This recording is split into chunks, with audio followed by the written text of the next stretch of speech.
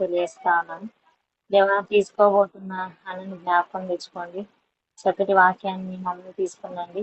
దేవా మరి new Testament theology విషయంలో మీరు మాతో మాట్లాడి మీరు మహిమ పొందుతున్నామని మేమందరూ చక్కగా వాటిని నోట్ చేసుకొని దేవా అర్థం చేసుకోవడానికి మీ జ్ఞానాన్ని మీ సహాయాన్ని మాకు అందిస్తున్నామని చిన్ని ప్రార్థన ప్రభుని యేసుక్రీస్తునామమున అడిగి పొందుకున్నాను మా తండ్రి. ఆమేన్. ఆమేన్. Thank you. Thank you thank you thank you so much. Right, అందరికి స్క్రీన్ కనబడుతుందా? ఎస్ అన్నా. యా.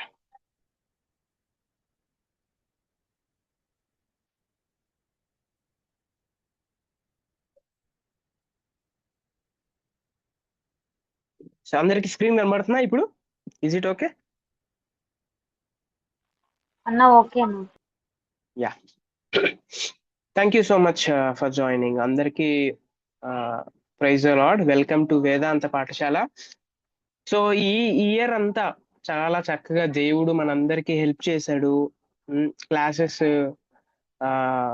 చాలా చక్కగా జూన్ నుంచి, యాక్చువల్లీ మే నుంచి స్టార్ట్ అయ్యి సో మార్చ్ వరకు దేవుడు ఎటువంటి ఇబ్బంది లేకోకుండా అప్పుడప్పుడు జూమ్ సబ్స్క్రిప్షన్ కోసం మనం ప్రార్థన చేసినప్పుడు దేవుడు సహాయం చేసి చక్కగా అందులో కూడా జూమ్ ద్వారా కూడా దేవుడు కొందరిని స్పందింపజేసేటట్టు చేసి సో ఇంతవరకు తీసుకొని వచ్చిన దాన్ని బట్టి గ్లోరీ టు గాడ్ అలోన్, ఆయనకే మహిమ. రైట్, మనం టైం వేస్ట్ చేయకోకుండా న్యూ టెస్టిమెంట్ థియాలజీ గురించి కొద్దిగా మనం ఆలోచన చేయడానికి ప్రయత్నం చేద్దాం. సో న్యూ టెస్టిమెంట్ థియాలజీ అనేది అసలు ఏం చేస్తుంది అనే క్వశ్చన్ మనందరికీ ఒకవేళ వస్తే, so what is new testament theology? క్రొత్త నిబంధనలో ఉన్న దేవశాస్త్రం అని అంటారు దీన్ని. సో అందులో అసలు ఏముంటాయి, దేని గురించి ఇది డీల్ చేస్తుంది అని అంటే, న్యూ టెస్టిమెంట్ థియాలజీ అన్నది ఇట్ టీచెస్ అబౌట్, ఓకే, ఇది ఏంటి అని అంటే ఇది ఒక థియోలాజికల్ టీచింగ్స్, దేవశాస్త్ర సంబంధమైన బోధ.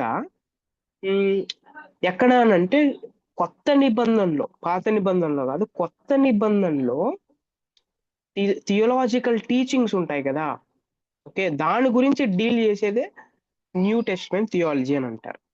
ఓకే, బోధ, టీచింగ్. ఓకే, సో అయితే ఇది ఇది ఏం ఫోకస్ చేస్తుంది ఈ న్యూ టెస్టిమెంట్ థియాలజీ అనేది? సో ఇట్ ఫోకసెస్ ఆన్, దేని మీద ఫోకస్ చేస్తుంది? ఎలాగైతే ఎవరైనా ఒక పెళ్లికి వెళ్తే లేకపోతే ఎక్కడైనా కెమెరా తీసుకొని వెళ్తే ఆ కెమెరా ఎవరి మీద అయితే ఫోకస్ చేసి ఫోటో తీయాలనుకుంటున్నారో వాళ్ళని ఫస్ట్ ఫోకస్ చేస్తుంది అనమాట. ఫోకస్ చేసి ఏం చేస్తారు, అలా క్లిక్ చేస్తే వెంటనే మనకు ఫోటో వచ్చేస్తుంది. అలాగా న్యూ టెస్టిమెంట్ థియాలజీ అనేది it focuses on God's revelation, దేవుడి యొక్క వెలిగింపు, దేవుని యొక్క ప్రత్యక్షత. ఓకే, ఎవరి ద్వారా అంటే through the life and ministry of Jesus Christ.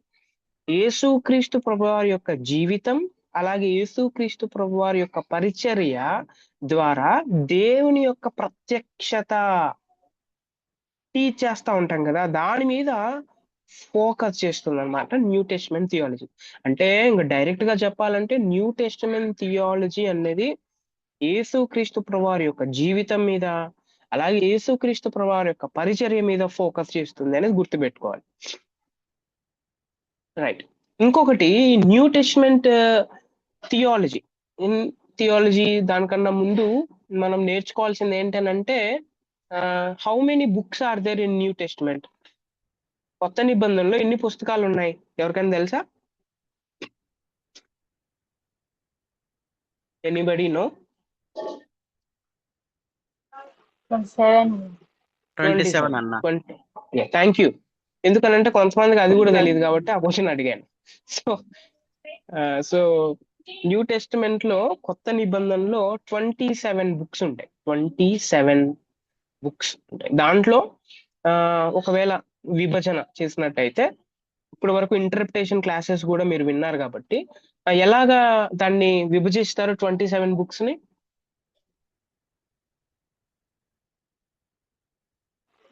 ఎవరైనా? Gospels, gospels, letters by Paul, general letters, prophecy. Letters, తర్వాత అంటే పాల్ లెటర్స్, ప్రాఫెసీ ఒకటి, ప్రాఫెసీ. General letters.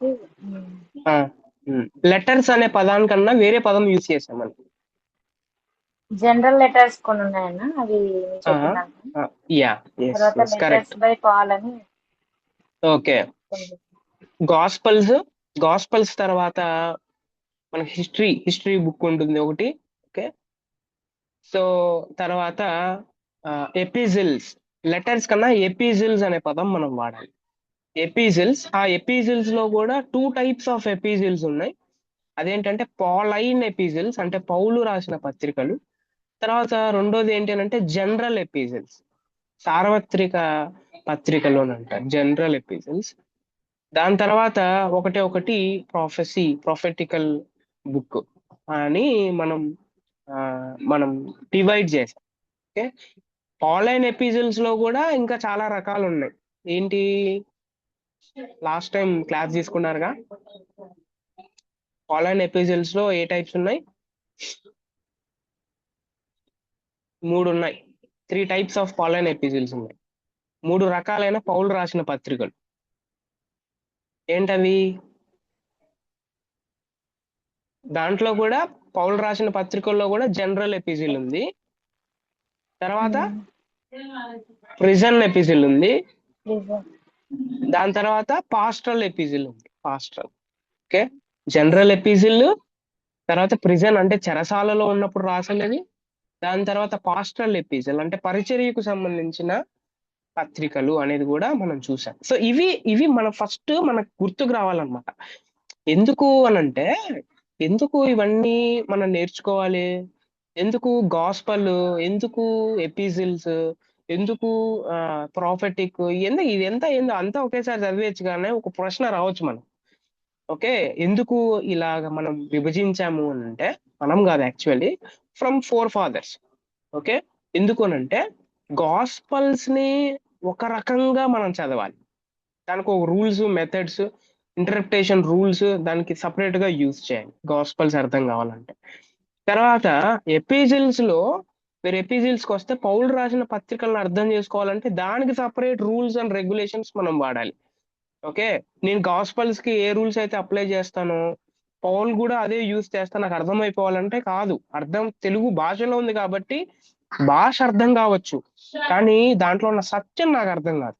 ఎందుకోసం రాశాడు, ఎవరికి రాశారు, ఎందుకు రాయాల్సి వచ్చింది, వారు ఫస్ట్ ఆడియన్స్ పౌలు రాసిన పత్రికను ఎట్లా అర్థం చేసుకున్నారు, అలాగే నేను అర్థం చేసుకుంటా ఉన్నానా లేకపోతే వేరే రకంగా అర్థం చేసుకుంటున్నానా అనేవి నాకు తెలియాలంటే ఫస్ట్ అసలు ఏంటి, దాన్ని ఎలా చదవాలి, ఎలా డివైడ్ చేసుకోవాలి, ఇవన్నీ నాకు ఫస్ట్ తెలియాలి. అందుకే న్యూ టెస్ట్మెంట్ లో 27 బుక్స్ ఉంటాయి అనేది మనం చూసాం, రైట్. అండ్ ఈ న్యూ టెస్ట్మెంట్ లో ఉన్న 27 బుక్స్ అన్ని చదివినా కూడా మనకు 4 విషయాలు అర్థం కావాలి, 4 ఇంపార్టెంట్ వర్డ్స్. ఓకే. ఏంటి ఆ కాన్సెప్ట్స్ ఏంటి? నెంబర్ 1, ఈ చదువుతున్న 27 బుక్స్ లో దేవుడు గురించి, God, okay, what is the nature of God నాకు అర్థం కావాలి. What is the nature of God. Okay. తర్వాత రెండోది ఏంటి అని అంటే, వాట్ ఈస్ సాల్వేషన్ అనేది నాకు అర్థం కావాలి. What is the nature of god. Next screen share అవుతుందన్న, అంటే షేర్ నో చేస్తారన్న? లేదు, ఇంకా మనం ఇంట్రడక్షన్ లోనే ఉన్నాం. ఓకే. ఓకే. రైట్. తర్వాత నా ఫేస్ కనబడుతుందా మీకు? ఇజ్ ఇట్ ఓకే లేదా? నో అన్న. Okay, no problem. యా. ఫస్ట్ది నేచర్ ఆఫ్ గాడ్ అర్థం కావాలి, రెండవది సాల్వేషన్ అర్థం కావాలి, మూడోది ద చర్చ్ ఎలాగా, ఫర్ ఎగ్జాంపుల్ ఏదైనా టీచింగ్ ని మనం అధ్యయనం చేస్తున్నాం అనమాట. సో ఆ రోజుల్లో ఉన్న చర్చ్ ఈ టీచింగ్ ని ఎట్లా అర్థం చేసుకుంది, తర్వాత వాళ్ళు ఎట్లా ఇంపాక్ట్ చూపించారు, వాళ్ళు ఎలా మారారు, అసలు మారలేదా, ఒకవేళ మారితే ఎలా మారారు, ఒకవేళ మారలేకపోతే ఎందుకు మారలేకపోయారు, ఇప్పుడు నా జీవితంలో నేను ఎక్కడైతే ఉన్నానో ఇప్పుడు అది నా జీవితంలో ఎలా ఇంపాక్ట్ చేస్తుంది, ఇప్పుడు నేను దాన్ని ఎలా తీసుకోవాలి. సో ఇవన్నీ ఉంటాయి అన్నమాట. First the God, the nature of God, salvation, the church. And నాలుగోది పాయింట్ ఏంటి అని అంటే future hope of believers. Okay, నిరీక్షణ. ఓకే, బిలీవర్స్ కి, ఎవరైతే విశ్వసిస్తా ఉన్నారో విశ్వాసులకి ఫ్యూచర్ హోప్ ఏంటి దీనివల్ల అనేది, ఈ 4 విషయాల్ని ఎక్స్ప్లెయిన్ చేస్తుంది ఏంటి అని అంటే new Testament theology. New Testament theology explain చేసేది 4: గాడ్ గురించి, సాల్వేషన్ గురించి, చర్చ్ గురించి, తర్వాత హోప్ ఆఫ్ బిలీవర్స్ గురించి న్యూ టెస్ట్మెంట్ థియాలజీ ఎక్స్ప్లెయిన్ చేస్తుంది అనేది మనం అర్థం చేసుకోవాలి. అండ్ ద మెయిన్ ఎయిమ్ ఏంటి అని అంటే the main aim is to understand the message of the gospel and it's meaning for Christian faith and life. ఇది మెయిన్ ఎయిమ్, గుర్తుపెట్టుకోండి. ఏంటంటే ద మెసేజ్ ఆఫ్ గాస్పల్, సువార్త యొక్క సారాంశం ఏంటి, అలాగే ఎవరైతే క్రైస్తవునిగా బ్రతుకుతూ ఉన్నారో క్రైస్తవుని యొక్క క్రైస్తవ విశ్వాసానికి అలాగే క్రైస్తవ జీవితానికి మీనింగ్ ఏంటి, అర్థం ఏంటి అనేది the new Testament theology main aim. ఇది గుర్తుపెట్టుకోవాలి. ఓకే, దీంట్లో ఈరోజు మనం చాలా విషయాలు మాట్లాడుకోబోతున్నాం. ఓకే, సో ఇంట్రడక్షన్ అందరికి అర్థమైందా? అందరికి అర్థమైందా? Yeah, is it okay? Yes అన్న. అందరికి వాయిస్ క్లారిటీగా ఉందిగా? యా. ఎస్ అన్న. సో నెక్స్ట్ ఏంటి అని అంటే నెక్స్ట్ది ఈ న్యూ టెస్ట్మెంట్ థియాలజీలోనే హిస్టారికల్ బ్యాక్గ్రౌండ్ అనేది మనం ఏ పుస్తకం చదివినా కూడా ఖచ్చితంగా, నేను బైబిల్ తీసి ఒక ప్యాసేజ్ చదివిన తర్వాత ఆ ప్యాసేజ్ చదివిన తర్వాత వెంటనే నేను అప్లికేషన్ కి రాకూడదు, వెంటనే నా జీవితానికి అన్వయించుకోకూడదు. ఎందుకంటే మనం అందరం చదువుకున్నాం కదా, కొద్దో గొప్ప దేవుడు మనందరికి విద్య అనే గిఫ్ట్ని ఇచ్చాడు, విద్య. సో నా what I want to do means I have to read the historical background of the new testament. ఏంటి హిస్టారికల్ బ్యాక్గ్రౌండ్ అని అంటే, ఆల్రెడీ ఇంటర్ టెస్టిమెంటల్ పీరియడ్ అనే ఒక క్లాస్ జరిగింది మనకి.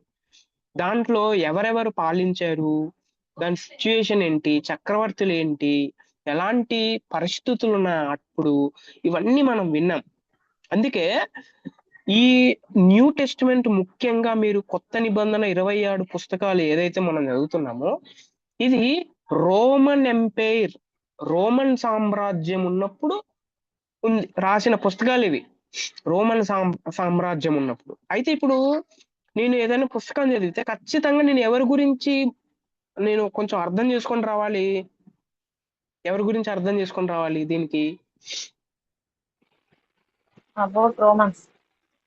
రోమన్స్ గురించి ఖచ్చితంగా నాకు కొంచెమైనా తెలిసిండాలి, రోమన్స్ గురించి. ఓకే, ఒకసారి యేసుక్రీస్తు ప్రభువారు ఒక శతాధిపతి ఆయన దగ్గరికి వచ్చిన తర్వాత, నువ్వు మా ఇంట్లోకి రావద్దు, ఆ నేను పాత్రుని కాదు, మా ఇంట్లో చాలా మంది పనులు ఉన్నారు, నేను రమ్మంటే వస్తారు, పొమ్మంటే పోతారు అని చెప్తే ఆ మనం ఎలాగో వేరే రకంగా అర్థం చేసుకుంటాం దాన్ని. ఓకే, శతాధిపతి అన్నవాడు Roman, first point. Okay, Roman అధికారి. సో అది కూడా మార్కు సువార్తలో అది మనం చూస్తాం. ఓకే, సో రమ్మంటే వస్తాడు, పొమ్మంటే పోతాడు, నేను కూడా అధికారానికి లోబడిన వాడిని, నువ్వు మా ఇంట్లోకి రావద్దు అని అంటే, ఇట్లాంటి విశ్వాసం నేను ఇజ్రాయెల్ ప్రజల్లో అసలు చూడలేదు అని అంటాడు యేసు ప్రభు. అసలు ఈయన మాట్లాడింది ఏంటి, యేసుక్రీస్తు ప్రభు వారు ఇట్లాంటి విశ్వాసి నేను ఎక్కడా చూడలేదు అంటా ఉన్నాడు ఏంటి, ఒక పక్కన మా ఇంట్లోకి రావద్దు అంటా ఉన్నాడు ఈయన, నేను రమ్మంటే వస్తాడు, పొమ్మంటే పోతా అన్నాడు. ఏమైనా సింక్ అయినాయా? అర్థం అవుతుందా మీకు? నేను చెప్పేది మీ పాయింట్ అర్థం అవుతుందా? ఎస్ అన్న, అర్థమవుతుంది. సో ఆ పాయింట్స్ కి ఏమైతే ఉన్నాయో అక్కడ జరుగుతున్న కాన్వర్సేషన్ కి అసలు మనం తెలుగులో ఆలోచన చేస్తే సింక్ ఉండదు. ఓకే, సింక్ ఉండదు అనమాట. సారేమో తగ్గించుకుంటాడు. తర్వాత ఇంకొకసారేమో నేను రమ్మంటే వస్తాడు, పొమ్మంటే పోతాడు, నేను కూడా అధికారానికి లోబడినాను అని అంటాడు. తర్వాత యేసుక్రీస్తు ప్రభువారు వెంటనే దాన్ని బాగా అర్థమైనట్టుంది యేసుక్రీస్తు ప్రభువారికి. ఇట్లాంటి విశ్వాసం నేను ఇజ్రాయెల్ ప్రజల్లో ఎక్కడ చూడలేదు అని అంటాడు. సో అందుకే ఆ రోమన్ సామ్రాజ్యం గురించి, రోమన్ ఎంపైర్, రోమన్ యొక్క నేచర్ గురించి, రోమన్ అథారిటీ గురించి, రోమన్ ఆఫీసర్ కున్న పవర్ గురించి మీరు కొంచెం హిస్టారికల్ బ్యాక్గ్రౌండ్ ని అర్థం చేసుకొని వచ్చి ఆ ప్యాసేజ్ ని మీరు దాన్ని చదవడానికి చదవడం కాదు, అధ్యయనం చేయడానికి ప్రయత్నం చేస్తే then you will definitely know, ఓహో యేసుక్రీస్తు ప్రభువారు అసలు ఇట్లాంటి విశ్వాసం లేదు అని ఎందుకన్నాడా అనేది నాకు అర్థమైపోయింది. అప్పుడు ఆ మనం చదువుతున్నప్పుడు హోలీ స్పిరిట్ కూడా మనతోనే ఉంటాడు కాబట్టి అబ్బా మా వాడికి అర్థమైంది, అసలు యాక్చువల్ ఈ పాయింటే నేను చెప్పాలనుకున్నాడు. ఎంత బాగుంటుంది అది, చాలా ఎక్సలెంట్ గా ఉంటుంది. మనం దేవుడు ఆల్రెడీ దాంట్లో ఉంచిన సత్యాన్ని కాక నేను నా ఆలోచనలు ముందుగానే నేను ఆలోచన చేసి ముందుగానే నేను దాన్ని ఏమంటారు ప్రీ సపోజిషన్స్ చేసేసుకొని ఆ ప్యాసేజ్ చదవడానికి ప్రయత్నం చేస్తే నేను ఆల్రెడీ ప్రతిసారి చెప్తూనే ఉంటాను, భాష నాకు అర్థం కావచ్చు కానీ సత్యం నాకు అర్థం కాదు. ఒకవేళ సత్యం నాకు అర్థం కాకపోతే నేను సత్యాన్ని మిస్ అవుతున్నాను. నేను సత్యాన్ని మిస్ అవుతుంటే సత్యమై ఉన్న దేవుణ్ణి నేను మిస్ అయిపోతున్నాను అనేది మనం అర్థం చేసుకోవాలి. సో అందుకే historical background must and should అన్నమాట. రోమన్ ఎంపైర్ గురించి మనం తెలుసుకోవాలి. అందుకే ఇంకోటి కూడా మనం తెలుసుకోవాలి, ఏంటి అని అంటే political leaders, politics. New testament లో చాలా పాలిటిక్స్ జరిగినాయి తెలుసు కదా మనకు. ఓకే, మనం అనుకుంటా ఉంటాం ఈ రోజుల్లో ఉన్న పాలిటిక్స్ చూసి ఇట్లాంటి పాలిటిక్స్ ఎక్కడ చూడలేదు అని అనుకుంటా ఉంటాం. ఇంతకన్నా చాలా ఘోరంగా జరిగాయి న్యూ టెస్టిమెంట్ పాలిటిక్స్ లో. ఇంత మారణ హోమమే, ఇంకేం లేదు. ఎదురు తిరిగితే చంపేయడమే అక్కడ. ఈ రోజుల్లో ఏదో కాన్స్టిట్యూషన్ లేకపోతే ఆ ఏంటి ఇదేనో అంటే ఫ్రీడమ్ ఆఫ్ స్పీచ్ ఉంది, కానీ ఆ రోజుల్లో ఫ్రీడమ్ ఆఫ్ స్పీచ్ ఇట్లాంటివన్నీ లేవు. ఓకే, సో పొలిటికల్ రూలర్స్ ముఖ్యంగా హేరోద్ గురించి, అగస్టస్ గురించి, సీజర్ గురించి, సీజర్ అగస్టస్ ఇట్లాంటి వాళ్ళు ఉన్నారు కదా. ఈ పొలిటికల్ బ్యాక్గ్రౌండ్ కూడా మనకి కావాలి. పొలిటికల్ బ్యాక్గ్రౌండ్, ఈ పొలిటికల్ బ్యాక్గ్రౌండ్ నేను చదివితే అప్పుడు మనకు అర్థమయ్యేది ఏంటి అని అంటే నాకు రోమన్ సామ్రాజ్యమే కాదు, ఆ రోమన్ సామ్రాజ్యంలో ఆ మనకు పొలిటికల్ సిచ్యుయేషన్ కూడా మనకు దొరుకుతుంది. ఇంకొకటి పొలిటికల్ గా సిచ్యుయేషన్ కూడా అర్థం చేసుకోవడం కాదు, అక్కడ ఈ పాలిటిక్స్ మధ్య యూదులు ఉన్నారు కదా. అప్పుడున్న జీవిష్ సొసైటీ, అప్పుడున్న యూదుల యొక్క సొసైటీ ఈ రిలీజియస్ ట్రెడిషన్స్ వల్ల, అలాగే expectations of whom, expectations of Messiah, okay, expectations of coming Messiah గురించి అప్పుడున్న జీవి సొసైటీకి ఎట్లాంటి ఆలోచన ఉంది, ఎలాంటి ఆలోచనతో వాళ్ళు ఉన్నారు అనేది మనం ఆలోచన చేయగలిగి. ఇది బైబిల్లో ఉండవు ఇవన్నీ, మనం చెప్పేవన్నీ బైబిల్లో ఉండవు. బైబిల్లో బయట ఉన్న హిస్టారికల్ బుక్స్ లో ఉంటాయి. ఓకే, హిస్టారికల్ బుక్స్ లో ఉంటాయి, అవి మనం కష్టపడి కొనుక్కోవాల్సి వస్తుంది, ఖర్చు పెట్టాల్సి వస్తుంది, గూగుల్లో వెతికి డౌన్లోడ్ చేసుకోవాల్సి వస్తుంది, దాని గురించి టైం వెచ్చించి అవసరమైతే జిరాక్స్ చూపించుకోవాల్సి వస్తుంది, కష్టపడి హార్డ్ వర్క్ చేయాల్సి వస్తుంది. ఇవన్నీ నాకు అర్థం కావాలంటే అంత ఈజీ కాదు. ఓకే, సో కాబట్టి those who have really the hard working nature definitely వారు బైబిల్ని బాగా అర్థం చేసుకోగలరు. అలాగే దేవుడు కూడా వారికి సహాయం చేస్తాడు. తర్వాత ఇంకొకటి, ఫస్ట్ ఏంటి, రోమన్ ఎంపైర్ గురించి తెలుసుకోవాలి, పాలిటిక్స్ గురించి తెలుసుకోవాలి, జీవిష్ సొసైటీ తెలుసుకోవాలి. నాలుగోది ఏంటి అని అంటే లాంగ్వేజ్, గ్రీక్ లాంగ్వేజ్. ఇప్పుడు పోయి సడన్ గా నాకు గ్రీక్ లాంగ్వేజ్ రాదు, ఇప్పుడు సపరేట్ పోయి కోర్స్ తీసుకోవాలి ఏమైనా? No no no no no, course కాదు.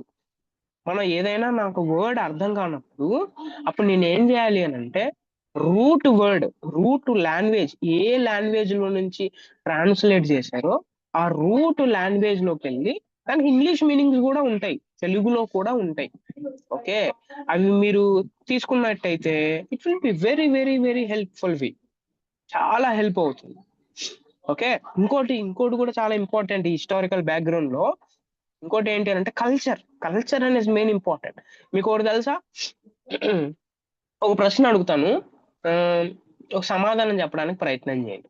మన మన భారతదేశంలో మన భారతదేశంలో ఒక కల్చర్ చెప్పండి, ఏదైనా ఒక కల్చర్. హరప్ప నాగరికత, హిందువుల నాగరికత. ఇప్పుడు ఇప్పుడు ప్రస్తుతం మనం ఇప్పుడు ఉన్నాం కాబట్టి ఇప్పుడు మనందరికీ అర్థం కావాలి ఒక కల్చర్ ఏదైనా.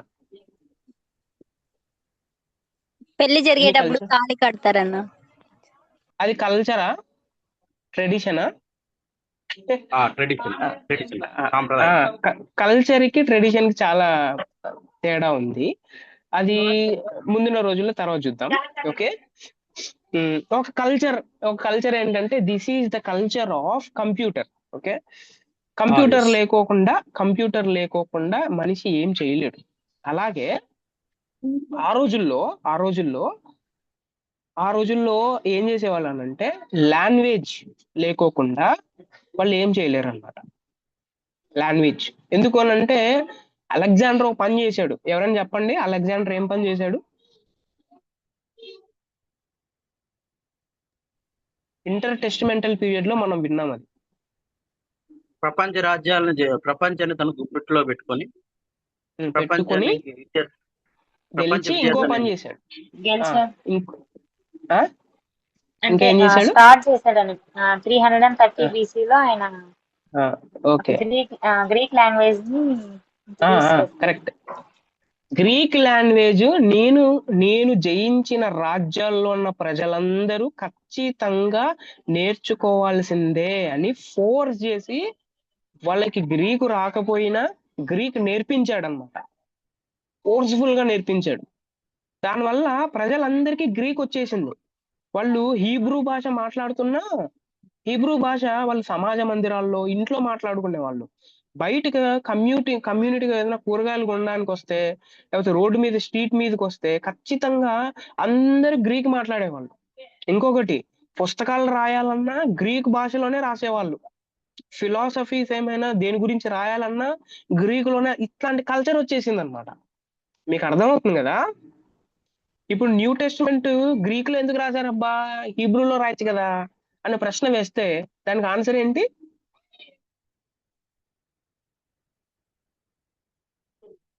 నేను చెప్పిన దాంట్లోనే ఆన్సర్ ఉంది. Alexander because of forceful language impact.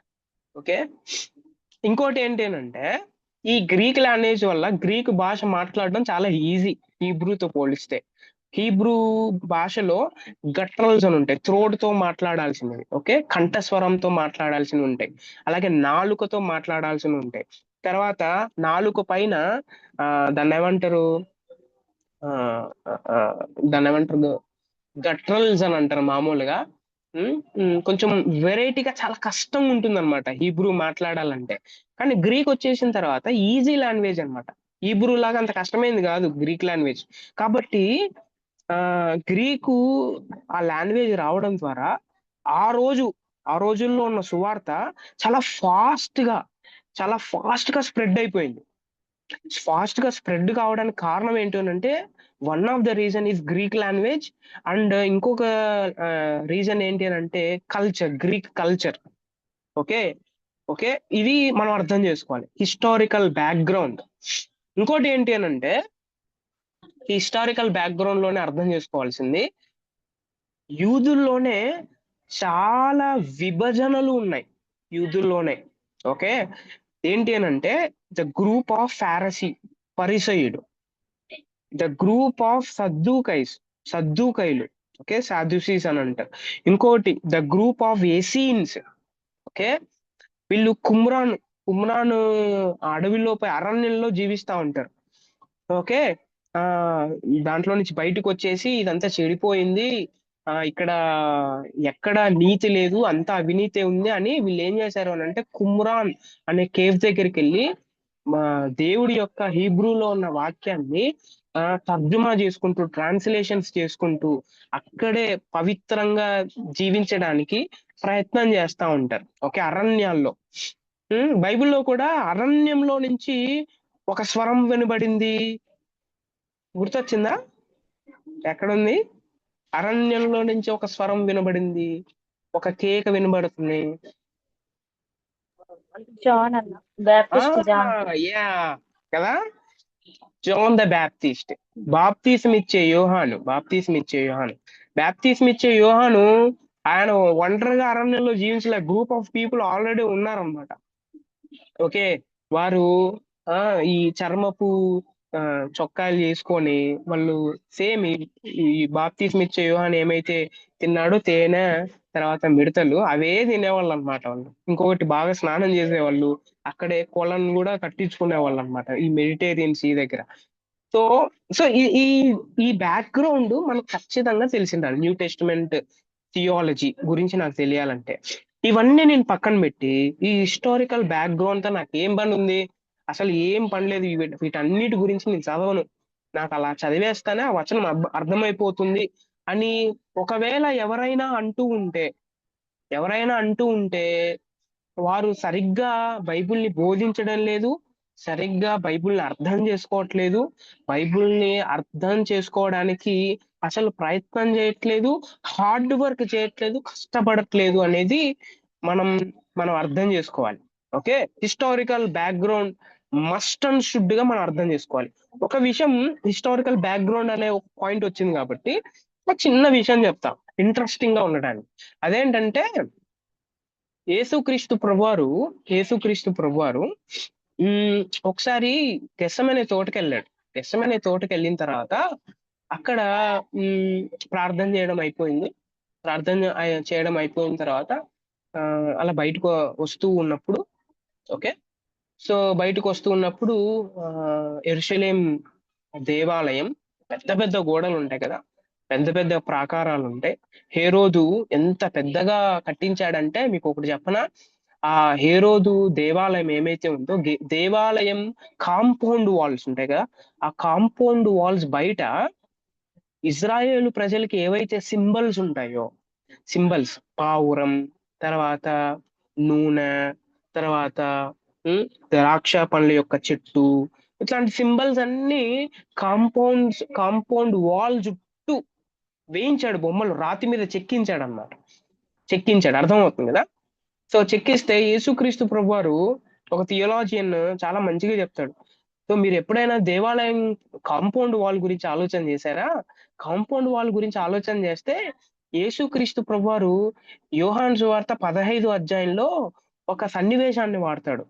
ఏంటి అనంటే, నేను నిజమైన ద్రాక్షావల్లిని, తీగలు మీరు. ఎలా ఎక్స్ప్లెయిన్ చేసింటాడు ఇది తన శిష్యులకి? ఇదిగో కాంపౌండ్ వాల్ బయట ఒక పెద్ద ఫిగర్ ఉంది, సింబల్.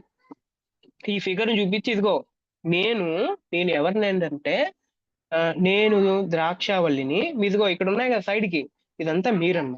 ఈ తీగ ద్రాక్షావల్లితో నిలిచి ఉంటేనే కానీ ఎలాగూ ఫలింపదో, మీరు కూడా నా యందు నిలిచి ఉంటే కానీ మీరు కూడా ఫలించరు అని ఎక్స్ప్లెయిన్ చేసుకుంటా, సింబల్ చూపించుకుంటా ఇంత బాగా చెప్పింటాడు కదా. అందుకే శిష్యులకి ఒక్కసారి చెప్తేనే అర్థమైపోయింది అని చాలా మంచిగా ఆ థియోలాజియన్ ఎన్టీ వ్రైట్ అనే theologian, excellent speaker, excellent theologian NT. Okay, new testament theologist ఆయన. సో ఇప్పుడు అర్థమైంది కదా మీకు అర్థమైందా హిస్టారికల్ బ్యాక్గ్రౌండ్ ఎంత ఇంపార్టెంటో? చాలా చాలా చాలా చాలా ఇంపార్టెంట్, రైట్? సో సరే, మూడోది ఏంటి అని అంటే, ఈ న్యూ టెస్టిమెంట్ థియాలజీలో సెంట్రల్ ఫిగర్, ఈ న్యూ టెస్టిమెంట్ అంతా చదివిన తర్వాత అసలు ఇదంతా దేని గురించి చెప్పిద్దబ్బా అని అంటే, సెంట్రల్ ఫిగర్ ఎవరంటే యేసుక్రీస్తు ప్రభువారి గురించి న్యూ టెస్టిమెంట్ అంతా, క్రొత్త నిబంధన అంతా టీచ్ చేస్తుంది. అయితే యేసుక్రీస్తు ప్రభువారి గురించి అని మనం చెప్పాం కాబట్టి, అసలు యేసుక్రీస్తు ప్రభువారు అంటే ఎట్లా, హౌ అని అంటే, యేసుక్రీస్తు ప్రభువారి యొక్క వ్యక్తిత్వం గురించి అలాగే యేసుక్రీస్తు ప్రభువారి యొక్క వర్క్ పరిచర్య గురించి న్యూ టెస్టిమెంట్ చాలా ఫోకస్ చేస్తుంది. Okay, the central theme of new testament is person and work of Jesus Christ. ఇది మర్చిపోకూడదు, ఇది మనం మర్చిపోకూడదు. అందుకే గాస్పల్స్ లో కూడా ఒక్కొక్కరు యేసుక్రీస్తు ప్రభువారి యొక్క ఒక్కొక్క వ్యక్తిత్వం గురించి రాశారు. ఒకరేమో రాజు అంటాడు, ఒకరేమో పరిచారకుడు అంటాడు, ఒకరేమో ఈయన సన్ ఆఫ్ గాడ్ అంటే మనుష్య కుమారుడు అంటాడు, ఇంకోరేమో ఇది దైవ కుమారు. ఒక్కొక్క కోణంలో నుంచి ఆలోచన చేసి గాస్పల్స్ రాయడం జరిగింది. అందుకే మనం న్యూ టెస్టిమెంట్ చదివేటప్పుడు ఈయన ఇప్పుడు పౌలు రాసిన పత్రిక చదువుతున్నారు అనుకోండి, పౌలు రాసిన పత్రికలో యేసుక్రీస్తు ప్రభువారి గురించి ఎక్కడైనా కాన్సెప్ట్ వచ్చింది అనుకోండి, అసలు యేసుక్రీస్తు ప్రభువారి గురించి పౌలు ఏం చెప్పాలనుకుంటున్నాడు ఈడ? ఆయన మనిషి అని చెప్తున్నాడా, లేకపోతే దేవుడు అని చెప్తున్నాడా, లేకపోతే దేని గురించి, ఏ కాన్సెప్ట్ గురించి డీల్ చేస్తున్నాడు అనేది నాకు నేను అర్థం చేసుకోవడానికి ప్రయత్నం చేయాలి. Concept, what is the concept the author is teaching, ఇది నాకు అర్థం కావాలి. ఓకే, అందుకే యేసుక్రీస్తు ప్రభువారి గురించి ఆలోచన చేసేటప్పుడు ఆయన బోధ, ఆయన చేసిన సూచక క్రియలు, ఆయన ఆయన మరణం, ఆయన పునరుద్ధానం, అలాగే దానివల్ల మనందరికీ దేవుడిచ్చిన విమోచన యొక్క క్రయధనం మనకు అర్థం కావాలి. ఇవి పక్కన పెట్టి నేను క్రొత్త నిబంధన చదవడానికి ప్రయత్నం చేస్తా అని అంటే అది చాలా చాలా పెద్ద ప్రాబ్లం ని తెచ్చిపెడుతుంది అనేది మనకు అర్థం కావాలి. అందుకే ఈ క్రిస్టాలజీ గురించి ఆల్రెడీ మనం లెసన్స్ విన్నాం. అది ఒకవేళ ఎవరైనా వినకపోతే యూట్యూబ్ లో వేదాంత పాఠశాల భీమ్సింగ్ అని ఉంటుంది, అక్కడ క్రిస్టాలజీ అన్ని డాక్టరీన్స్ ఉన్నాయి. You go and see once more, ఇంకొకసారి వినడానికి ప్రయత్నం చేయండి. అన్ని డాక్టరీన్, క్రిస్టాలజీ, సోటీరియాలజీ ఇవన్నీ ఉన్నాయి దాంట్లో. అయితే యేసుక్రీస్తు ప్రభువారి గురించి డీల్ చేసేటప్పుడు యేసుక్రీస్తు ప్రభువారికి కొన్ని టైటిల్స్ అన్నారు. టైటిల్స్ ఏంటి? ఆ టైటిల్స్ అని అంటే బిరుదులు. ఓకే, సో ఏంటి ఆ బిరుదులు అని అంటే, ఒకటి సన్ ఆఫ్ గాడ్, దైవ కుమారుడు అని వాడారు, దైవ కుమారుడు. రెండోది మనుష్య కుమారుడు, సన్ ఆఫ్ మ్యాన్, ఇది వాడారు. తర్వాత మెస్సయ్య అనే బిరుదు కూడా వాడారు. తర్వాత ప్రభువు అనే పదం కూడా వాడారు. ఇవన్నీ యేసుక్రీస్తు ప్రభువారికున్న బిరుదులు అన్నమాట. ఇది టైటిల్స్, ఇవి పేర్లు కాదు, టైటిల్స్. ఓకే రైట్, ఇవి అర్థం చేసుకోవడానికి మనం ప్రయత్నం చేయాలి. ఇవన్నీ క్రిస్టాలజీలో అసలు ఈ సన్ ఆఫ్ గాడా లేకపోతే సన్ ఆఫ్ మ్యాన్ గురించా? సన్ ఆఫ్ గాడ్ అంటే దైవ లక్షణాల గురించి డీల్ చేసే son of God. Son of man అని అంటే మనుషుని యొక్క లక్షణాల గురించి, ద నేచర్ ఆఫ్ మ్యాన్ ఉంటుంది కదా, దాని గురించి డీల్ చేసేటప్పుడు సన్ ఆఫ్ మ్యాన్. అందుకే సన్ ఆఫ్ గాడ్ అనే ఈ టాపిక్ యోహాను సువార్తలో ఎక్కువ సార్లు వస్తుంది. సన్ ఆఫ్ మ్యాన్ అనేది లూకా సువార్తలో ఎక్కువ వస్తుంది. ఎందుకు వస్తుంది చెప్పండి, మీరే చెప్పాలి. ఎందుకు ఈ రెండు, సన్ ఆఫ్ గాడ్ అనేది లూకా సువార్తలో రావచ్చుగా, ఎందుకు రాలేదు?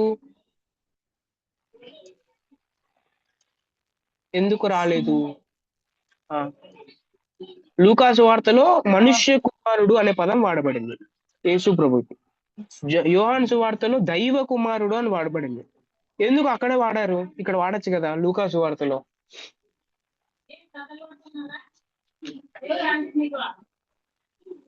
Then go to the gospels. లూకా వచ్చేసి అంటే రాస్తున్నాడు అంటే జెంటైల్స్ రాస్తున్నాడు కాబట్టి. అవును, ఎస్ కరెక్ట్. యేసు ప్రభుని ఎలా పరిచయం చేయాలనుకుంటున్నాడు, అది మెయిన్ ఇంపార్టెంట్. యేసు క్రీస్తు ప్రభువారిని ఎలా పరిచయం చేయాలనుకున్నాడు అని అంటే, యేసు క్రీస్తు ప్రభువారు దేవుడు మనిషిగా వచ్చాడు అనేది పరిచయం చేయాలనుకుంటున్నాడు అనమాట. ఎందుకు అంటే ఆ రోజుల్లో యేసు ప్రభు మనిషి కాదు, మనిషిలా కనబడ్డాడు అనేది ఒక తప్పుడు బోధ ఉంది. సో కాబట్టి దీనికి కౌంటర్ గా, అలాగే అపోస్తుల యొక్క బోధ, ఇంకా అపోస్తులు కొన్ని రోజుల్లో చనిపోతారు, ఇంకా అపోస్తులు ఎవరు మాట్లాడరు, కాబట్టి వాళ్ళ టీచింగ్స్ ఉండాలి అని అపోస్తులు ఎవరైతే ఉన్నారో వాళ్ళు టీచ్ చేస్తా ఉంటే వీళ్ళు రాశారనమాట. సో అలాగా రాసిన దాంట్లో లూకా సువార్త కూడా ఒకటి. ఓకే, సో యేసు ప్రభుని ఒక మనిషిగా, మనిషి యొక్క నేచర్ యేసు ప్రభులో ఉన్నాయి. మీరందరూ మనిషి కాదంటున్నారు యేసు ప్రభుకి. కానీ ఎలాగైతే మనిషి కష్టపడ్డాడో, మనిషికి ఎలాగైతే చెమటొచ్చిందో, మనిషి ఎలా అయితే బాధపడతాడో అన్ని ఫీలింగ్స్ యేసు ప్రభులో కూడా ఉన్నాయి అని లూకాసు వార్తలో ఈయన మనుష్య కుమారుడు, ఈయన మనిషి, దేవుడు మనిషిగా వచ్చాడు అని చెప్పడానికి ప్రయత్నం చేశాడనమాట. అందుకే సన్ ఆఫ్ మ్యాన్ అనే పదం ఎక్కువ లూకాసు వార్తలో కనబడుతుంది. యోహాను సువార్తలో ఏమో ఈయన దైవ కుమారుడు, ఈయన దేవుడు. అందరు ఏమంటున్నారంటే ఈయన మనిషి కాదు, ఈయన మనిషి, దేవుడు కాదు, దేవుడు కాదు అంటా ఉంటే అప్పుడు యోహాన్ గారు దానికి కౌంటర్ గా ఇదిగో ఈయన దేవుడు దైవ కుమారుడు ఈయన అని చెప్పడానికి ప్రయత్నం చేసి సన్ ఆఫ్ గాడ్ అనే పదాన్ని వాడాడు అనమాట. ఇట్లాంటి పదాలు నాకు అర్థం కావాలంటే ఖచ్చితంగా ఇప్పుడు మళ్ళీ హిస్టారికల్ బ్యాక్గ్రౌండ్, అది మెయిన్ ఇంపార్టెంట్ చెప్పాను. హిస్టారికల్ బ్యాక్గ్రౌండ్ అనమాట. హిస్టారికల్ బ్యాక్గ్రౌండ్ ఉంటే మనం దాని సత్యాన్ని బయటకు తీసుకొని రాగలం. This is all about the central figure ఏంటో మనం అర్థం చేసుకోవడానికి ప్రయత్నం చేయాలి. తర్వాత ఏంటి అని అంటే సన్ ఆఫ్ డేవిడ్ అంటే లాస్ట్ ఆడమ్, మత్తయి సువార్తలో వాడతారు. ఇట్లా అవన్నీ కూడా టైటిల్స్ కదా. ఎస్, ఇవన్నీ టైటిల్సే. సేవియర్, అవి కూడా రెడీమర్. మీరు మెయిన్ ఏంటి అని అంటే సేవియర్, రిడీమర్ అవి కాదు మెయిన్ ఫోకస్ చేయాల్సింది.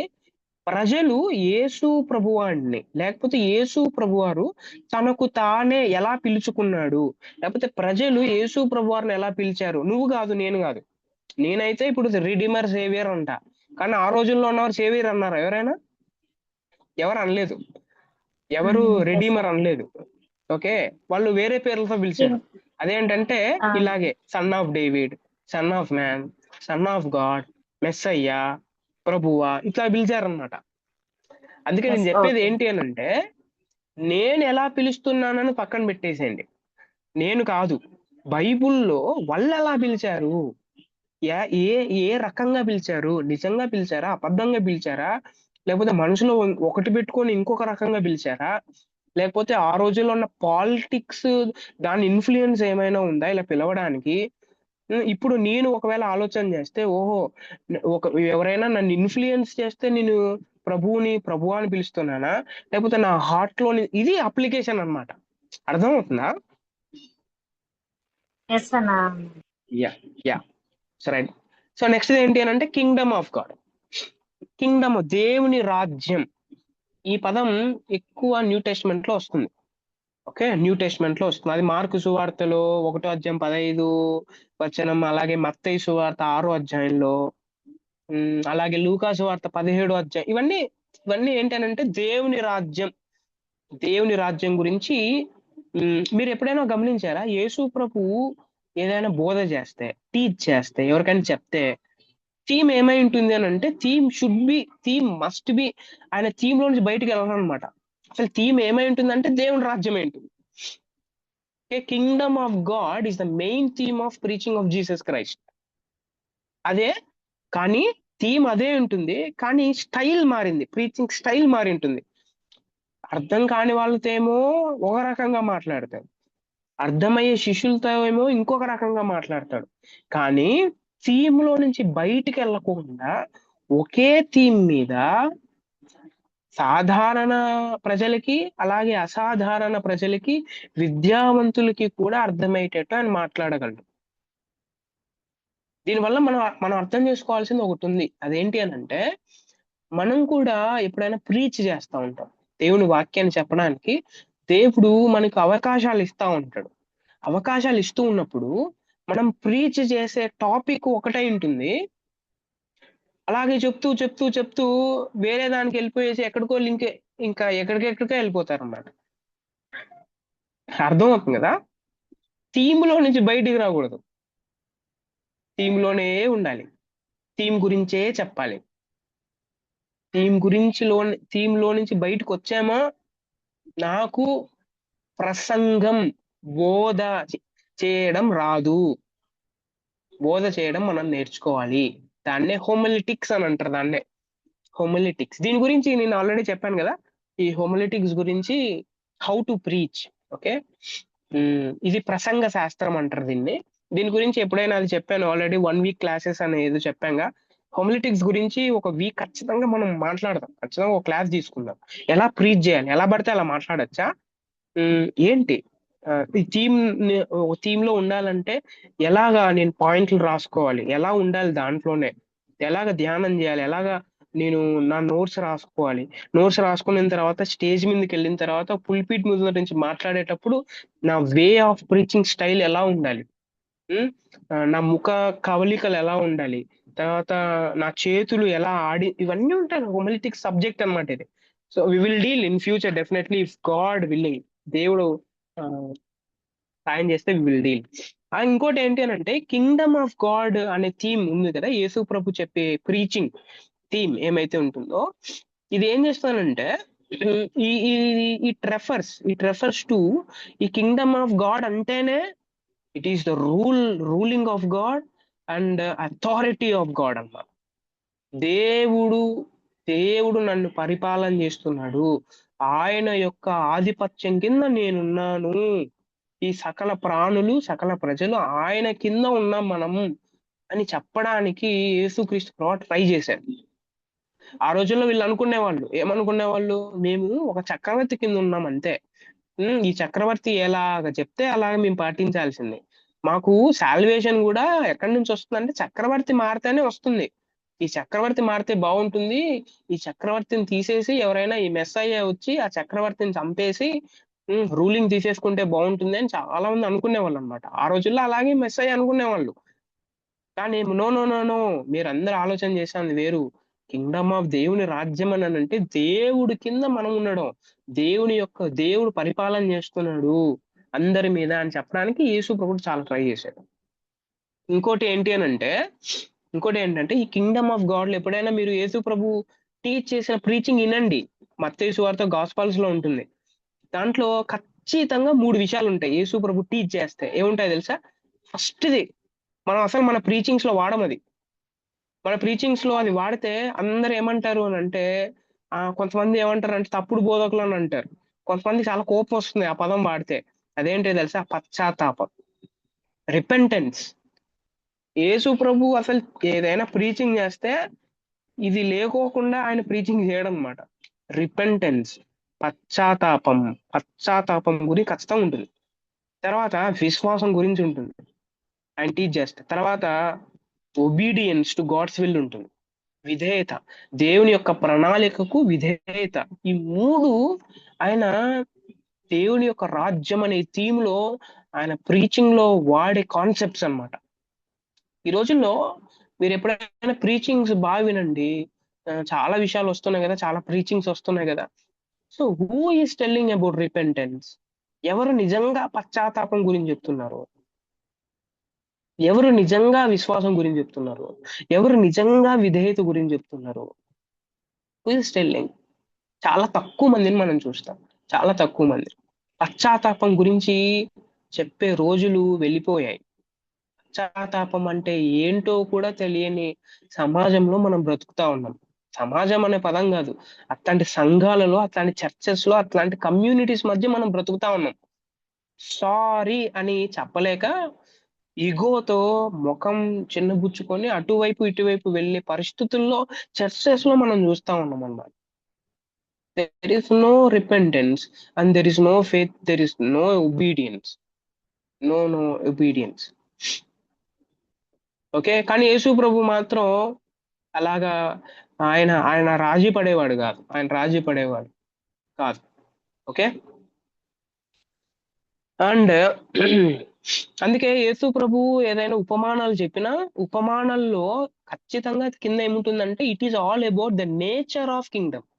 ఓకే, నేచర్, ఆ దేవుని రాజ్యం గురించి ఆయన ప్రీచ్ చేశాడే, దాని యొక్క నేచర్ ఎట్లుంటుంది, దాని లక్షణం ఎట్లుంటుందో చెప్పడానికి ఉపమానాలు వాడాడు ఆయన యేసుక్రీస్తు ప్రభువారు. ఎప్పుడైనా ఉపమానాలు చదువుతున్నప్పుడు మరి దాని కింద ఉన్న రెఫరెన్సెస్ దాని అన్వయాన్ని అర్థం చేసుకోవడానికి ప్రయత్నం చేయి. It is all about the nature of Kingdom. Okay, right. ఈ న్యూ టెస్ట్మెంట్ థియాలజీలో నెక్స్ట్ ఏంటి అని అంటే, నెక్స్ట్ ఇది చాలా ఇంపార్టెంట్. యేసుక్రీస్తు ప్రభువారు ఎందుకు వచ్చాడు? అందరిని రక్షించడానికి వచ్చాడు. దేని నుంచి? పాపంలో నుంచి. The central message of new testament is all about the salvation given by Jesus Christ. Salvation. And ఆ రోజుల్లో సాల్వేషన్ అని అంటే చాలా కష్టం. ఖచ్చితంగా సాక్రిఫైస్ చేయాల్సిందే, బలి అర్పించాల్సిందే. చాలా కష్టంగా ఉండేది, ఏదైనా కొని ఏదైనా చేయాల్సిందే. కానీ ఆఫ్టర్ జీసస్ క్రేమ్, యేసు ప్రభు వచ్చిన తర్వాత సాల్వేషన్ చాలా ఈజీ అయిపోయింది. And it is made possible through through what means through the death and resurrection of Jesus Christ. Okay. And ఈ ఈ ఈ రక్షణలో ఈ రక్షణలో రెండు ఉంటాయి ఖచ్చితంగా. ఏంటి అని అంటే, ఒకటి ఫర్గివ్నెస్. ఏంటి ఫర్గివ్నెస్ అంటే క్షమించడం ఉంటుంది. రెండోది ఏంటి అని అంటే రీకన్సిలేషన్, తిరిగి రావడం, తండ్రి ఇంటికి తిరిగి రావడం. ఈ రెండు ఉంటాయి అన్నమాట రక్షణలో. ఓకే.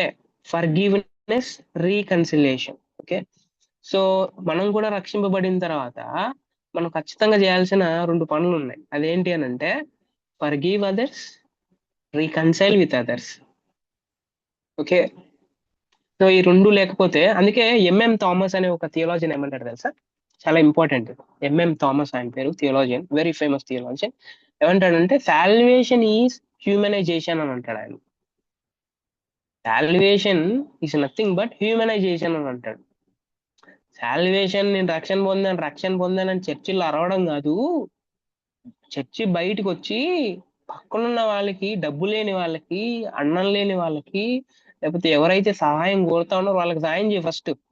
అదే ఫస్ట్ సాల్వేషన్ అని అంటాడు. ఎందుకనంటే దానికి ఎగ్జాంపుల్ ఆయన యేసు ప్రభు చెప్తాడు కదా, నాకు నాకు దుస్తులు లేనప్పుడు నువ్వు దుస్తులు ఇచ్చావు, నాకు ఆకలి అవుతున్నప్పుడు అన్నం పెట్టావు. నేనెప్పుడు చేశాను ప్రభు ఇది, నేనెప్పుడు చేశాను, వారికి చేస్తే నాకు చేసినట్టే అని అంటాడు అనమాట. దాన్ని ఎగ్జాంపుల్ గా తీసుకొని ఎంఎం థామస్ సాల్వేషన్ ఈజ్ హ్యూమనైజేషన్ అని అంటాడు. అందుకే రక్షణ అనేది రక్షణ అనేది నేను పశ్చాత్తాప పడ్డమే కాదు, పశ్చాత్తాప పడిన తర్వాత నా వల్ల అందరికీ ఆశీర్వాదం రావాలి, అందరూ ఆశీర్వదింపబడ్డారు. ఓకే. సో నీ వల్ల సకల జనులు మనం ఒకటే రకంగా, అదే నారో మైండ్ గానే ఆలోచన చేస్తాం. ఓకే. Narrow mind. సో అది ఒకటే, ఇది ఒక్కటే ఉంటుంది, వేరే రీజన్స్ ఏమి ఉండవు అని ఆలోచన చేస్తా ఉంటాం. No no no no no, చాలా కోణాలు ఉన్నాయి దానికి అనేది మనం అర్థం చేసుకో. అండ్ ఇంకోటి ఏంటి అని అంటే సాల్వేషన్ లో, ఈ రక్షణ అనే ఈ శాస్త్రంలో సోటీరియాలజీ అంటారు కదా, పౌలు గారు రక్షణ ఎలా వస్తుందని అంటే క్రియల వల్ల కాదు వచ్చేది, ఇది విశ్వాసం వల్ల వస్తుంది అని రోమిలకు రాసిన పత్రిక 5వ అధ్యాయంలో చాలా చక్కగా చెప్పారు. సాల్వేషన్ అనేది ఏదో పని చేస్తే రాదు, ఇది దేవుని యొక్క కృప అని అంటాడు అనమాట ఆయన. ఇది న్యూ టెస్ట్మెంట్ లో చాలా చాలా ఇంపార్టెంట్. ఓకే. తర్వాత హోలీ స్పిరిట్, ఆల్రెడీ మనం విన్నాం. న్యూమెటాలజీ అనే డాక్ట్రిన్ లో హోలీ స్పిరిట్ అనే ఈయన ఒక వ్యక్తి, ఆయన దేవుడు, తండ్రి, కుమారుడు, పరిశుద్ధాత్ముడు సమానం. ఓకే. ఈయన వెరీ వెరీ ఇంపార్టెంట్ రోల్ ఉంది ఎవరి జీవితంలో అని అంటే, ఎవరైతే విశ్వాసులుగా క్రీస్తుని అంగీకరించారో వారి జీవితాల్లో వెరీ ఇంపార్టెంట్ రోల్ ప్లే చేస్తాడు ఈయన. ఇంకోటి ఏంటంటే ఈయనకు ఆదరణకర్త అని ఒక పేరుంది. ఓకే. కంఫర్ట్ చేస్తాడు విశ్వాసుల్ని. ఇంకోటి ఏంటంటే చర్చిని ఎంపవర్ చేస్తాడు ఈయన, చర్చిని. ఓకే. ఎలాగా, దేనిలో అంటే రెండు విషయాల్లో, ఒకటి మిషన్, ఇంకొకటి మినిస్ట్రీ. మినిస్ట్రీలో ఆయన ఎవరు హెల్ప్ చేస్తారు అంటే పరిశుద్ధాత్మ దేవుడు హెల్ప్ చేస్తాడు. ఇంకోటి ఏంటనంటే ఈ మిషన్ ని, ఈ మినిస్ట్రీని, పరిచర్యను కొనసాగించాలంటే చర్చిలో ఉన్న వాళ్ళకి గిఫ్ట్స్ కావాలిగా. చర్చిలో ఉన్న వాళ్ళు చర్చ్ గ్రోత్ కావాలంటే, చర్చ్ అభివృద్ధి పొందాలంటే ఖచ్చితంగా చర్చికి కావాల్సింది ఏంటి అని అంటే గిఫ్ట్స్ ఆఫ్ హోలీ స్పిరిట్ కావాలి, ఆత్మ వరాలు కావాలి, కృపా వరాలు, ఆత్మ వరాలు ఇవన్నీ కావాలన్నమాట. ఆత్మ ఫలాలు ఇవన్నీ ఎవరిచ్చేదంటే పరిశుద్ధాత్మ దేవుడు ఇస్తాడు. అయితే ఈ రోజుల్లో చాలా వెరైటీ అయిపోయింది, మనం బయటకు వచ్చేసాం, బైబుల్ టీచింగ్స్ లో నుంచి బయటకు వచ్చేసాం. ఎప్పుడు ఈ రోజుల్లో చర్చ్ గ్రోత్ కావాలంటే, చర్చ్ అభివృద్ధి పొందాలంటే ఏం కావాలంటే ఈ రోజుల్లో రెండు కావాలి. అదేంటి అని అంటే, ఎవరైనా చెప్పగలరా ఏం కావాలి? బైబుల్లో ఉన్న చర్చ్ వాళ్ళకేమో ఆత్మ ఫలాలు, ఆత్మ వరాలు కావాలి చర్చ్ గ్రోత్ కావాలంటే. ఈ రోజుల్లో ఉన్న చర్చికి ఏం కావాలి? ఈ రోజుల్లో ఎక్స్పాండ్ అవుతుంది కదా చర్చిలు, ఈ రోజుల్లో ఒక చర్చ ఎక్స్పాండ్ కావాలంటే ఏం కావాలి చెప్పండి? ఎక్స్పెక్ట్ చేయండి. మనీ. 2 కావాలి. అదేంటంటే ఒకటి మనీ, ఇంకొకటి కన్నింగ్ నేచర్. ఈ 2 ఉంటే చాలు చర్చి ఎస్టాబ్లిష్ చేసేసుకోవచ్చు. చాలా easy. Okay, very very easy అన్నమాట. పరిశుద్ధాత్మ దేవుడితో, బైబుల్తో, తర్వాత క్రీస్తుతో వీళ్ళ పని లేదు. చాలా ఈజీగా చర్చ్ గ్రోత్ చేసేసుకోవడానికి ప్రయత్నం చేస్తూ ఉంటాం. ఓకే, మనం అంటే అది చాలా చాలా దురదృష్టకరం అన్నమాట. ఎప్పుడైతే నేను బైబుల్ని కానీ క్రీస్తుని కానీ నేను ఫోకస్ చేయకోకుండా బయటికి వచ్చేసి నేను ఎక్స్పాండ్ చేసుకోవడానికి ప్రయత్నం చేస్తూ ఉంటాను, then I should know that I am away from the scripture. నేను నేను ట్రాక్ లో లేను, ట్రాక్ ఎక్కడో ఫెయిల్ అయిపోయింది అనేది నేను అర్థం చేసుకోవాలి. ఓకే, ఇంకోటి ఏంటి అని అంటే పరిశుద్ధాత్మ దేవుడు ఎంత ఇంపార్టెంట్ అని అంటే విశ్వాసుల్ని ట్రాన్స్ఫార్మ్ చేసేదే ఈయన. విశ్వాసుల్ని విశ్వాసులుగా ఉంచడం, విశ్వాసులు యొక్క తప్పులు చూపించడం, సరిదిద్దడం, ఇవన్నీ చేసేది ఎవరంటే పరిశుద్ధాత్మ దేవుడు. అందుకే మనం అర్థం చేసుకోవాల్సింది ఏంటి అని అంటే pastor never transforms the believer. Pastor కాదు ట్రాన్స్ఫార్మ్ చేసేది, టీచర్ కాదు ట్రాన్స్ఫార్మ్ చేసేది, మైక్ పట్టుకొని చెప్తున్న బోధకుడు కాదు ట్రాన్స్ఫార్మ్ చేసేది, పరిశుద్ధాత్మ దేవుడు చేస్తాడు, హోలీ స్పిరిట్ చేస్తాడు. ఆ వ్యక్తిని వాడుకున్న పరిశుద్ధాత్మ దేవుడు ట్రాన్స్ఫార్మ్ చేస్తాడు అనేది మనం అర్థం చేసుకోవాలి. అందుకే never ever become fan to anybody. ఎవ్వరికి కూడా మనం ఫ్యాన్స్ కాకూడదు. ఈ ఈ రోజుల్లో ఉన్న క్రిస్టియానిటీలో ఫ్యానిజం అండ్ క్యాస్టిజం ఈ 2 ఎలా ఉన్నాయంటే పెద్ద పెద్ద ఒక ఆటం బాంబ్ లాగా ఉన్నాయి అన్నమాట. వెరీ వెరీ డేంజరస్ అన్నమాట. చర్చిలో క్యాస్టిజం ఉన్నా, చర్చిలో ఫ్యానిజం ఉన్నా ఆ చర్చ్ అడుక్కుపోతుంది అనేది మనం అర్థం చేసుకోవాలన్నమాట. అందుకే scripture should be the top most priority. Scripture. ఇంకోటి ఏంటంటే ప్రీచర్ అన్నవాడు ఎవరైతే ఉంటారో ఆ ప్రీచరు ఇంకొక విషయాన్ని కూడా అర్థం చేసుకోవాలి. ఎవరైనా ఏదైనా మామూలు బిలీవర్ వచ్చి సార్ ఇది ఈ పాయింట్ కూడా మనం అర్థం చేసుకోవచ్చు కదా అని ఒకవేళ మనకు సజెషన్స్ చెప్పడానికి ప్రయత్నం చేస్తూ ఉంటే ఆ ప్రీచర్ ఖచ్చితంగా నేర్చుకునేవాడే అయితే then that will be the fruitful church. అది ఫ్రూట్ఫుల్ చర్చ్ అని మనం నేర్చుకోవచ్చు. ఇది మన ఒకవేళ మీరు ఎప్పుడైనా ఆలోచన చేయండి, ఒకవేళ ఒక చెప్పులు కుట్టుకునేవాడు ఒకవేళ మనకు చాలా పరిచయం, మనకు బాగా తెలుసు, సడన్ గా దేవుని పిలుపుని బట్టి అతడు పాస్టర్ అయితే వినడానికి నేను సిద్ధంగా ఉంటానా? నా ఇంటి ముందరే చెప్పులు కుట్టుకుంటున్నాడు, సడన్ గా దేవుడు పిలుపు ఆయనకు వచ్చింది, సడన్ గా పాస్టర్ అయిపోయాడు. ఇప్పుడు ఆ వ్యక్తి నేను చెప్తే వింటానా అని అంటే వింటే ఐఎమ్ రియల్ క్రిస్టియన్, వినలేకపోతే then I have a problem అనేది మనం అర్థం చేసుకోవచ్చు. అంటే నేను ఎంత నీచున్నో, నేనెంత పనికిమాలినో అంటే నేను స్క్రిప్చర్ ని కాదు వాల్యూ చేసేది, నేను మనిషికి అనమాట వాల్యూ ఇచ్చేది. సో నా హార్ట్ అట్లా అయిపోయింది అనమాట. అది మనం అర్థం చేసుకోవాలి. Okay, this is all about holy spirit. అది ఆల్రెడీ న్యూమెటాలజీలో ఉంది, ఆ doctrine you can definitely read. And next ఏంటంటే ఎక్లీషియాలజీ, చర్చ్ గురించి. చర్చ్ బిలీవర్స్ ఎలా ఉంటారు, చర్చ్ ఎవరిది, ఎవరు హెడ్ గా ఉంటారు, ఇక్కడ ఎలాంటి బాధ్యతలు ఉంటాయి, ఇలా ఎలా సర్వీస్ ఉంటుంది, ఇవన్నీ మనం ఎక్లీషియాలజీలో విన్నాం. న్యూ టెస్టమెంట్ థియాలజీ చర్చ్ గురించి, machine of church and ministry of church గురించి ఎక్కువ ఫోకస్ చేస్తుంది. దాని గురించి నేర్చుకోవాలి. డాక్ట్రిన్ ఆఫ్ ఎక్లీషియాలజీలో యూట్యూబ్ లో ఉంది, సో అది మీరు చూస్తే అర్థమవుతుంది. అండ్ లాస్ట్ 2 థింగ్స్ ఏదేంటంటే క్రిస్టియన్ ఎథిక్స్. క్రిస్టియన్ ఇది very very important New Testament theology Christian ethics అన్నమాట. ఒక క్రైస్తవుడు ఎలాంటి ప్రిన్సిపల్స్ తో జీవించాలో న్యూ టెస్టమెంట్ థియాలజీ చెప్తుంది. అదేంటది క్రిస్టియన్ కూడా ఎథిక్స్ ఉంటాయా? ఈ రోజుల్లో మీరు గమనించారా? అసలు ఎథిక్స్ లేనివాడు ఎవరంటే ఎవరికుండే ఎథిక్స్?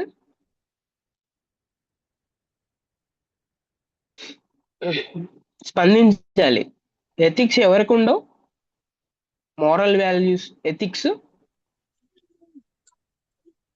అనిమల్స్ కి ఎవరికి ఉండవు చెప్పండి? అనిమల్స్ ఉండవు. తర్వాత ఈ రోజుల్లో చూస్తే క్రైస్తవులకు ఉండవు. క్రైస్తవుడు అని పేరు పెట్టుకొని క్రైస్తవుని యొక్క ప్రిన్సిపల్స్ కి చాలా వ్యతిరేకంగా జీవిస్తూ ఉంటాడు.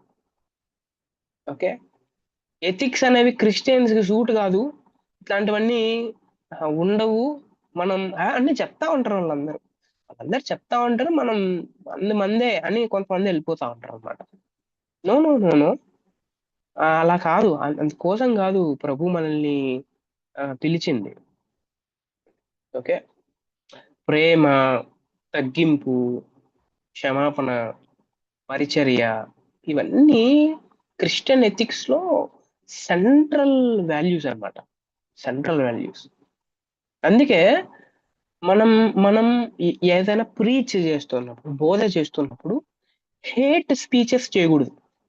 హేట్ స్పీచెస్ అంటారు. హేట్ స్పీచెస్ అంటే ఏంటి? హేట్ స్పీచెస్ అంటే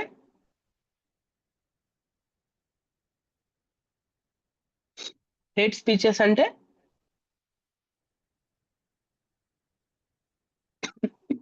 హేట్ స్పీచెస్ అంటే ఎదుటివాడికి నొప్పి కలిగేటట్టు. ఓకే, ఎదుటివాడు నొప్పి అంటే అసహించుకునేటట్టు. ఓకే, మనం హేట్ స్పీచెస్ చేయకూడదు అన్నమాట. నా బోధ వినిన తర్వాత ఎదుటి వ్యక్తికి ప్రేమ కలగాల, ఎదుటి వ్యక్తి తగ్గించుకోవాలా, క్షమాపణ పొందాలి, లేకపోతే క్షమించాలా, లేకపోతే పరిచర్య చేయాలి, సర్వీస్ చేయాలి. ఇవి ఉండాలి. కానీ హేట్ స్పీచెస్ చేస్తే తర్వాత ఏమవుతుంది అని అంటే దాని తర్వాత అన్ని ప్రాబ్లమాటిక్స్ అవుతాయి. హేట్ స్పీచెస్ అనేవి కొంచెం ప్రాబ్లమ్స్ ని తెచ్చి పెడతాయి అనేది మనం అర్థం చేసుకోవాలి. ఓకే, హేట్ స్పీచెస్ నుంచి కొంచెం దూరంగా ఉండాలి. హేట్ స్పీచెస్ తర్వాత ఈ క్రిస్టియన్ ఎథిక్స్ లోనే పరిశుద్ధంగా జీవించడం, నీతిగా జీవించడం అనేది చాలా సెంట్రల్ ఫిగర్ క్రిస్టియన్ ఎథిక్స్ కి. ఓకే, పరిశుద్ధంగా జీవించడం, నీతిగా జీవించడం, ఇది కొంచెం చాలా కష్టం. ఓకే, కానీ హార్డ్ వర్క్ చేయాల్సి వస్తుంది, చాలా హార్డ్ వర్క్ చేయాల్సి వస్తుంది. తర్వాత ఇంకోటి ఏంటి అని అంటే ఈ క్రిస్టియన్ ఎథిక్స్ సొంతంగా మనం క్రియేట్ చేసుకోకూడదు. యేసు ప్రభు వారు చెప్పిన టీచింగ్స్ ఏమైతే ఉన్నాయో దాని ద్వారా రావాలన్నమాట ఈ క్రిస్టియన్ ఎథిక్స్. ఓకే, ఇంకో మాటలో చెప్పాలంటే we have to reflect the character and example of Christ. నన్ను చూస్తే, మిమ్మల్ని చూస్తే క్రీస్తు కనబడాలి, అంతే. ఇంకా క్రీస్తు కనబడాలి. విలియం కేరీని చూస్తే క్రీస్తు కనబడ్డాడు భారతదేశం యొక్క ప్రజలకి. ఎలాగా? ఆడపిల్లలకు చదువు నేర్పించాడు. తర్వాత బీదలను లేదు, వారికి ఉపాధిని చూపించాడు, స్కూల్స్ కట్టించాడు, హాస్పిటల్స్ కట్టించాడు. తర్వాత ముద్రణ యంత్రం ద్వారా చాలా ట్రాన్స్లేషన్స్ చేశాడు. విలియం కేరీ మాత్రమే కాదు, చాలా మంది మిషనరీస్ క్రీస్తుని ఎలా చూపించారు అని అంటే not by word, by work. వర్డ్ని బట్టి కాదు, నోటి మాటను బట్టి కాదు, చేతల ద్వారా చూపించారు యేసుక్రీస్తు ప్రభువారు.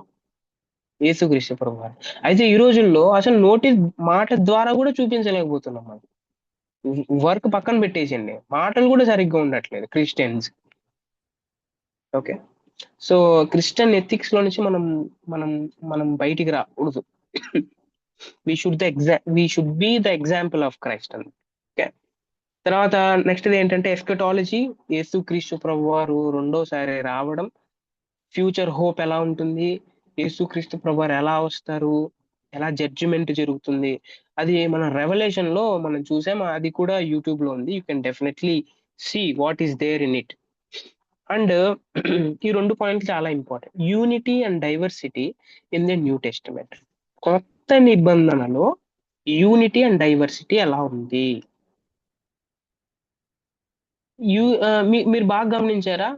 27 బుక్స్ ఉంటే 27 బుక్స్ లో ఒక్కొక్కరు ఒక్కొక్క కోణంలో యేసుక్రీస్తు ప్రభువారి యొక్క పరిచర్య కోసం, యేసుక్రీస్తు ప్రభువారి యొక్క జీవితం గురించి, చర్చ్ యొక్క మినిస్ట్రీ గురించి రాస్తే ఒక్కొక్కరిది ఒక్కొక్క కోణం అన్నమాట.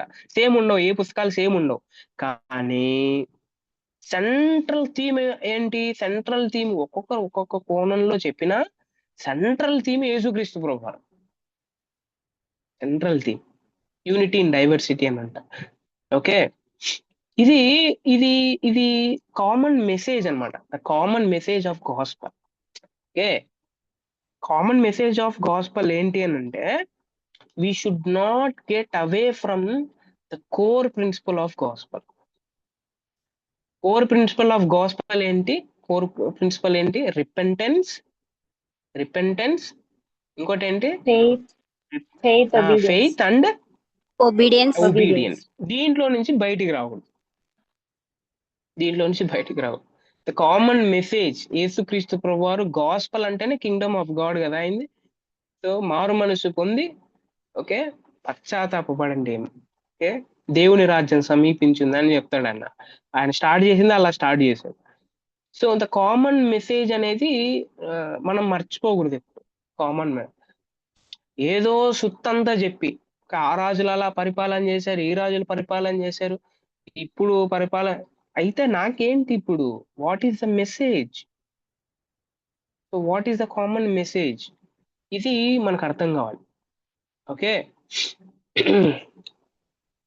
రైట్. ఇంకోటి ఏంటి అని అంటే, లాస్ట్ చివరి పాయింట్ ఏంటి అని అంటే, final point in new testament theology, relevance of new testament theology ఈ రోజు, టుడే.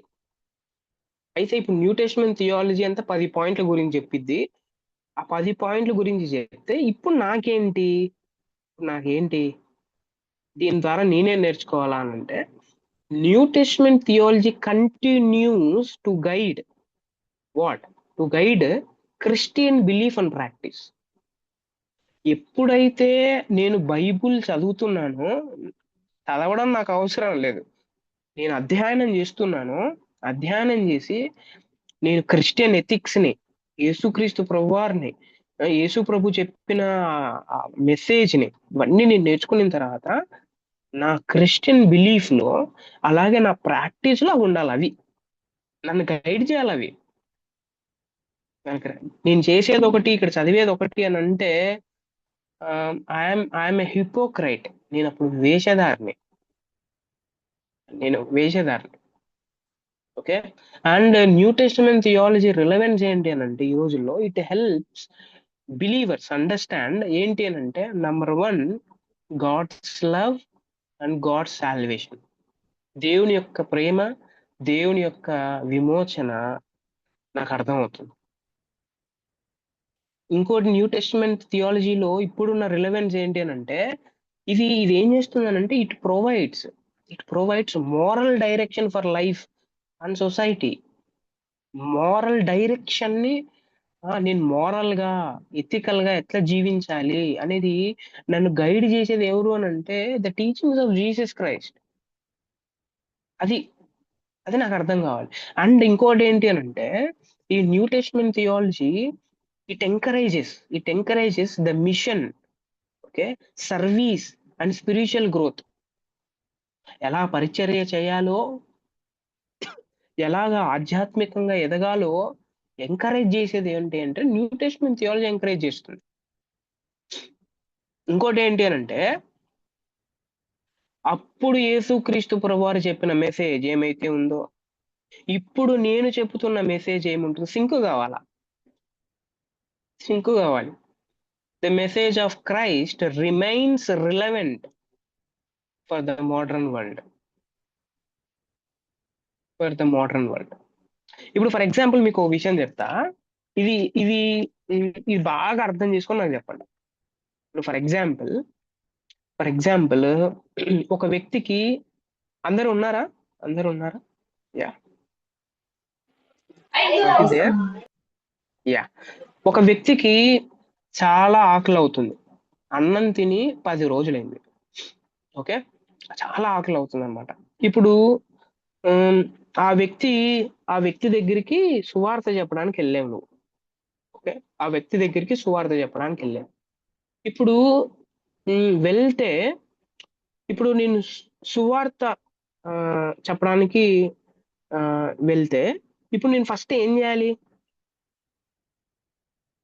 ఓ పక్కన చాలా ఆకలి అవుతుంది ఆ వ్యక్తికి. ఆ దగ్గరికి వెళ్ళి యేసు ప్రభు గురించి నేను చెప్పాలనుకుంటున్నాను. అయితే how you will proceed? First తన ఆకలిని తీర్చాలన్న. అది ఫస్ట్ ఫుడ్. పాయింట్. అది need, see the need. First ఆ వ్యక్తికి అన్నం పెట్టు. తృప్తి అంటే ఏంటో ఆస్వాదించింది. Then he will tell one word, you are the God అంటాడు. దేవుళ్ళలాగా వచ్చావని అంటాడు. Then you do one thing. ఏంటి అని అంటే you you tell about Jesus. Jesus అంటే గంట సేపు చెప్పకూడదు. మళ్ళీ ప్రభు పంపించాడు, ప్రభు చేయమన్నాడు, అంతే. అదొక్కటి చాలు. That is gospel.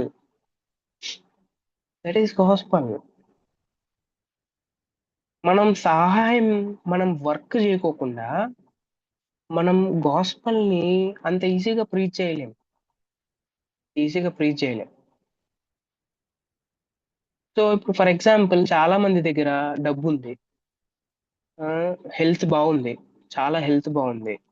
ఓకే, తర్వాత పిల్లలకి పెళ్ళిళ్ళు కూడా అయిపోయాయి, గర్భఫలం కూడా వచ్చేసిన వాళ్ళు చాలా సూపర్ గా ఉన్నారు ఫ్యామిలీ. ఇప్పుడు గాస్పల్ ఎలా చెప్తావు? How you will tell? మనశ్శాంతిగా కూడా ఉన్నారు, వాళ్ళకి ఎటువంటి కొట్లాట్లు లేవు, అప్పులు లేవు, ఏమి లేవు, చాలా హ్యాపీగా ఉన్నారు. How you will approach and tell the gospel? ఎలాగ మనం పరిచయం చేస్తాం వాళ్ళకి? మన మన లైఫ్ చూపించన్న. అంటే మనం నీతివంతులుగా